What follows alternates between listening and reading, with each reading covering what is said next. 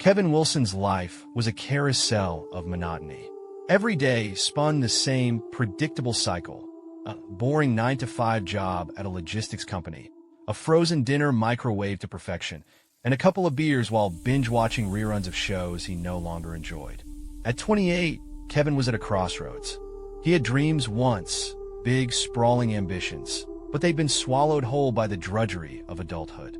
One rainy August evening, as thunder growled in the distance, Kevin sat slouched on his faded couch, idly scrolling through his emails. Most were spam. Lose 20 pounds in 10 days, or your car's warranty is expiring. He was just about to close his laptop when a subject line caught his eye. Are you ready for an adventure? Kevin hesitated, his finger hovering over the mouse. He clicked. Kevin, life is too short to spend it waiting for something to happen. Sometimes you have to take the first step. I know you feel stuck. I know you want more. This Friday, come to the Old Tavern Cafe in Blackridge, West Virginia. Be there at 6 p.m. sharp. Bring a flashlight, warm clothes, and an open mind. You won't regret it. P.S. Don't ask how I know you. Just trust the process. Jacob Finch. Kevin frowned, rereading the email. The name Jacob Finch didn't ring a bell. The whole thing screamed phishing scam, or worse, an elaborate hoax. Still, something about it stirred a flicker of curiosity in him. Who sends an email like this? He muttered, closing the laptop. The next morning, Kevin woke up with the email still on his mind. As much as he tried to shake it off, a tiny voice whispered that this could be the spark he needed to jolt him out of his dull existence. By lunch, he was texting his best friend Mark for advice. Are you seriously considering this? Mark asked, his voice crackling over the phone. Kevin was pacing in his living room, his nerves making him jumpy. I don't know, man. Maybe. It's probably nothing, but what if it's not? What if it's like the one exciting thing I've been waiting for? Or what if it's some weirdo trying to scam you? Or worse? Then why bother sending such a cryptic email? Kevin countered. I'm not rich or important. Why me? Mark sighed. All right, let's assume for a second this is legit. What's the plan? Drive 3 hours to a random cafe in the middle of nowhere. That's exactly the plan, Kevin said, the words leaving his mouth before he could think them through. Come with me. Mark groaned. You owe me a lot of beers if this turns out to be a waste of time. Friday arrived and Kevin packed the essentials: a flashlight, a heavy jacket, hiking boots, and a thermos of coffee. Mark, ever the skeptic, tossed a pocket knife and a first aid kit into his backpack just in case. The drive to Blackridge was uneventful at first. The highway stretched endlessly, flanked by fields and dense patches of forest. But as they neared their destination, the scenery shifted. The trees grew taller, their gnarled branches twisting like skeletal hands against the gray sky. The road narrowed, and the GPS signal began to falter. Are we even going the right way? Mark asked, tapping his phone. Kevin double-checked the directions. Yeah, we're close. They finally rolled into Blackridge, a sleepy, one-street town with weathered buildings and a general store that looked like it hadn't been updated since the 1950s. The Old Tavern Cafe was exactly what the name suggested. A creaky old building with peeling paint and a sign barely hanging onto its rusted chain. Well, this is quaint, Mark said, eyeing the place skeptically. Kevin parked the car, and they stepped out into the cool evening air. The sound of distant thunder rumbled as they pushed open the door to the cafe. Inside, the cafe was dimly lit, its wooden floors creaking underfoot. A handful of patrons nursed cups of coffee, their conversations murmurs beneath the hum of an ancient ceiling fan. In the corner, a man with a thick beard and sharp, piercing eyes sat alone, a steaming mug of coffee in front of him. You must be Kevin, the man said, his voice smooth and confident. And Mark, I'm Jacob Finch. How do you know us?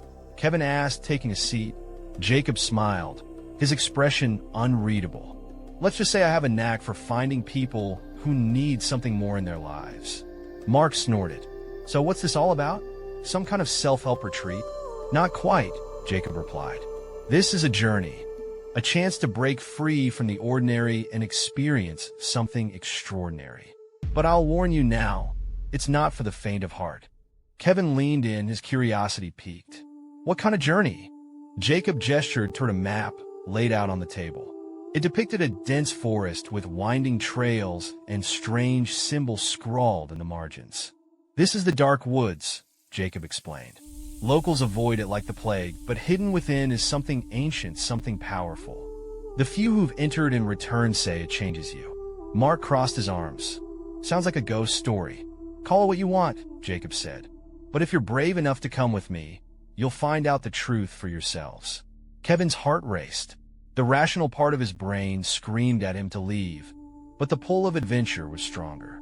"I'm in," Kevin said. Mark groaned. "You're crazy, but fine. If you die, I'm telling your mom it was your idea." As they left the cafe, Jacob handed them a list of supplies and instructions. "We set off at dawn," he said. "Meet me at the trailhead on the edge of town. Don't be late."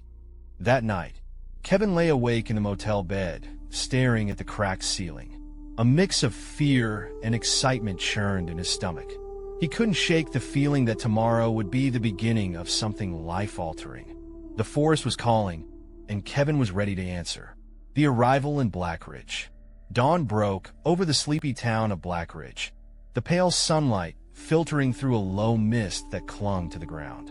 Kevin and Mark arrived at the trailhead just as Jacob had instructed, their backpacks loaded with supplies. To Kevin's surprise, 3 other people were already there. The first was a tall, athletic-looking man with a buzz cut and a no-nonsense demeanor. He introduced himself curtly as Ethan, a former Marine. Next was Sarah, a petite woman with dark curls and a backpack that seemed almost as large as she was. She was armed with a camera and a notebook, her enthusiasm suggesting she was a journalist or maybe just an adrenaline junkie. Finally, there was Lisa, a quiet woman in her early 30s with piercing green eyes. She kept to herself, but there was a mysterious air about her that made Kevin wonder why she was here. "All right," Jacob said, clapping his hands to get everyone's attention. "We got a solid group. Before we start, let's lay down some ground rules." He pulled out a folded map of the Dark Woods and spread it across the hood of his Jeep. The trails were faint, almost non-existent, with strange symbols marking specific spots. Rule 1, stick together. No exceptions. If you wander off, you may not find your way back. "Why not just follow the map?" Ethan asked, his arms crossed. Jacob smirked. "This map isn't exactly traditional. The forest has a way of changing. Paths disappear, landmarks shift. Trust me, you don't want to rely on this alone." "Great," Mark muttered. "We're walking into the Twilight Zone." "Rule 2, Jacob continued, ignoring Mark. "Don't touch anything unusual. If you see something out of place, an artifact, a carving, whatever, leave it alone. The forest doesn't like to be disturbed." Kevin raised an eyebrow. "The forest, you'll see," Jacob said cryptically. "Rule 3, if you hear anything strange, let me know immediately. Don't investigate on your own." Lisa finally spoke, her voice calm but firm. "And what happens if we break the rules?" Jacob's expression turned serious. "You don't want to find out." The group set off, the trail quickly swallowed by the dense, looming trees. The Dark Woods lived up to its name. Even in the daylight, the canopy was so thick that sunlight barely penetrated, casting everything in an eerie twilight. As they walked, Kevin couldn't shake the feeling that the forest was watching them. The air felt heavy, and the usual sounds of nature, birds chirping, leaves rustling, were conspicuously absent. "Does anyone else feel off?" Sarah asked, voicing what everyone was thinking. "It's just a forest," Ethan said, though his grip on his walking stick tightened. Jacob led the way with practiced ease, his flashlight occasionally flicking over the trail ahead. Kevin fell in a step beside him. "So, what's the deal with this place?" Kevin asked. "Why bring us here?" Jacob didn't answer immediately. Instead, he pointed to a tree whose trunk was covered in intricate carvings, symbols that didn't resemble any language Kevin had ever seen. "This forest is old," Jacob said. "Older than the town, older than any of us can comprehend. The tribe that once lived here believed it was a gateway to something greater. They called it the Veil." "The Veil?" Kevin repeated. "A boundary between our world and whatever lies beyond it," Jacob explained. "The tribe vanished centuries ago, but traces of their presence remain. That's what we're here to find. Hours passed, and the group began to feel the strain of the hike. The trail grew steeper, winding through rocky terrain and thick underbrush. Mark lagged behind, grumbling under his breath. "I signed up for an adventure, not boot camp," he said, wiping sweat from his brow. "Pick up the pace," Ethan called back. "We don't have time to babysit." "Relax, soldier boy," Mark shot back. "Both of you cool it," Jacob said sharply. "We're almost at the first marker." The marker turned out to be a clearing with a strange stone structure in the center. It looked like an altar, weathered and cracked, covered in moss and vines. Surrounding it were more carvings, etched into the ground in a perfect circle. "Whoa," Sarah breathed, snapping pictures with her camera. "This is incredible."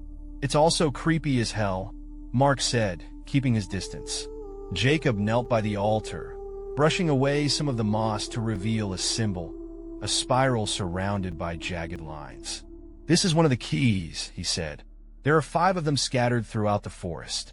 If we find them all, we'll understand the veil." "And if we don't?" Lisa asked. Jacob looked up at her, his expression grim. "Then we'll wish we had." The group rested briefly before continuing deeper into the forest. As the day wore on, the atmosphere grew even more oppressive.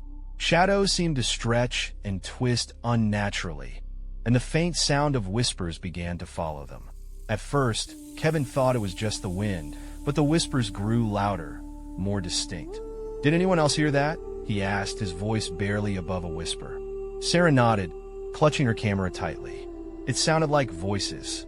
"It's the forest," Jacob said. "Ignore it. Keep moving." Ethan wasn't so easily convinced. "If there's someone out here messing with us, we need to find them." "No," Jacob said firmly. "That's exactly what it wants." "Well, what wants?" Ethan demanded. "The forest," Jacob repeated, his tone leaving no room for argument. By the time they reached the second marker, a massive tree with roots that seemed to grow in impossible directions, the group was visibly shaken. Jacob inspected the tree, finding another symbol carved into its bark. But as he worked, Lisa let out a startled cry. "What's wrong?" Kevin asked, rushing to her side. She pointed to the ground, where a footprint much larger than any human's was pressed into the dirt. "We're not alone," she said. The group fell silent, the weight of her words sinking in. "Stay close," Jacob said, his voice low. "And whatever happens, don't run." The tension in the group reached a breaking point as the sun began to set, casting the forest in near-total darkness. Kevin's flashlight flickered, the beam barely piercing the gloom. "What's the plan, Jacob?" Ethan asked, his tone accusatory. "You dragged us out here with no explanation, and now we're being hunted by God knows what." "Calm down," Jacob said, though even he looked unnerved. "We need to stick together and make camp for the night. Moving in the dark is too dangerous." Reluctantly, the group set up a small campsite near the tree. But as they settled in, the whispers returned, louder, more insistent. And then, from the shadows, came the sound of branches snapping. Kevin's heart pounded as he gripped his flashlight, aiming it into the darkness. For a moment, he thought he saw movement, something tall and thin, with glowing eyes that disappeared as quickly as they'd appeared. "Did you see that?" Sarah whispered, her voice trembling. Kevin nodded, his throat dry. "Yeah, I saw it." Jacob stepped forward, his expression grim. "Welcome to the dark woods."